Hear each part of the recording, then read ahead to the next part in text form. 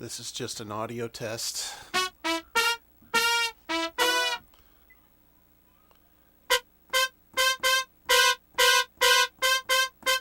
Audio tests with my voice here.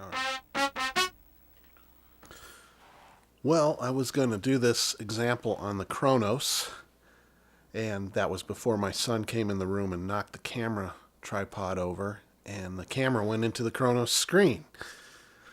So I'm going to do this on the Oasis instead. And the example I was going to show was how to get some punchy horns. So this is going to look a little different than the Kronos, but let's go to the brass category. And I'm going to look through the EX3 sounds. And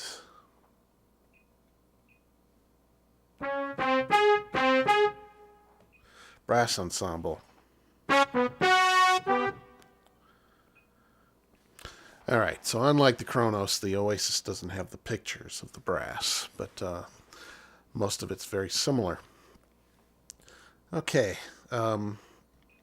here's another difference. The Oasis only has 4 velocity zones per oscillator instead of 8 on the Kronos. And what we're going to look for are the the fortissimo samples, because they're brighter. And I am going to go to ROM stereo. As Burning Bush said, stereo samples work better for brass category. And I'm going to put trumpets here. And make sure that your multi-samples are in layer mode. You can also see these fade modes here, curves. And I'm going to set the crossfade range all the way up and bring the bottom velocity down so that both sounds are fully there. Now I'm going to oscillator 2, and they're also in layer mode. And I'm going to take the crossfade range and lower the bottom velocity, and now both those sounds can be there. And let's see, ROM stereo. I'm going to go to the trombones.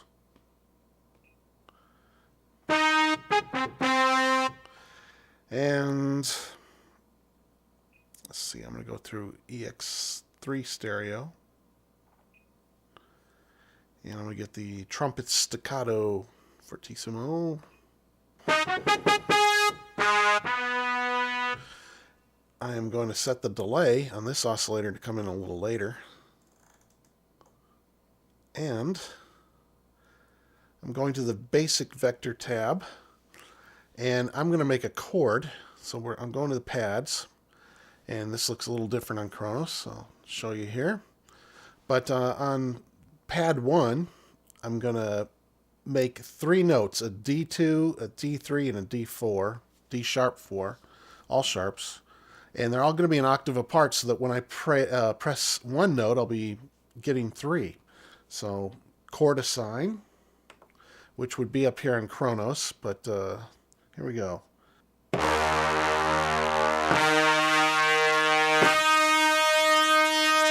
Assign that to chord 1. Alright, we'll see how that works. Now we're going back to the program basic, and I'm going to make it so that the chord plays on the key, and we pick chord advanced. Now, when I press a key, pad 1 will sound. So there, now we have, every time we press one note, we're getting 3. And you know what that tune's going to be. These are the Punchy Horns for La Vida Loca. All right. Now, more importantly, we're going to change the effects, and I'm going to pick the bass amp model, because this will make anything bright. And it's a little too bright, so let's take the wetness out. And mean, I definitely want some. And since it's going to another effect, we can pick a detune. And again, this detune is a little too wet. So let's bring the wet down.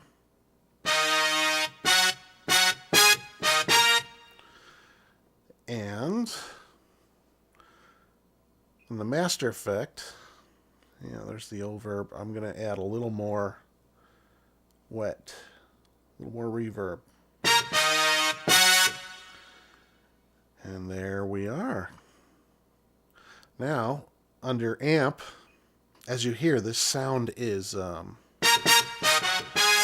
lacking in the low range. So on the amp drivers for each sound, or each oscillator, I'm going to boost it.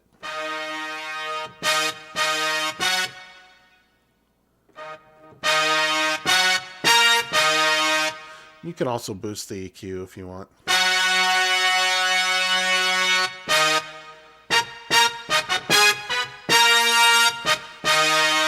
Anyways, that's that. So we can save it, write program, make it punchy.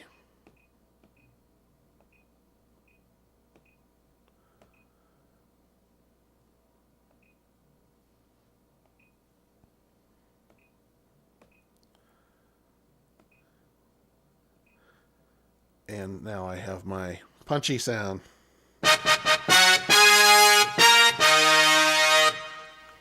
And now you can tell your coach that you got some new samples for your cover band.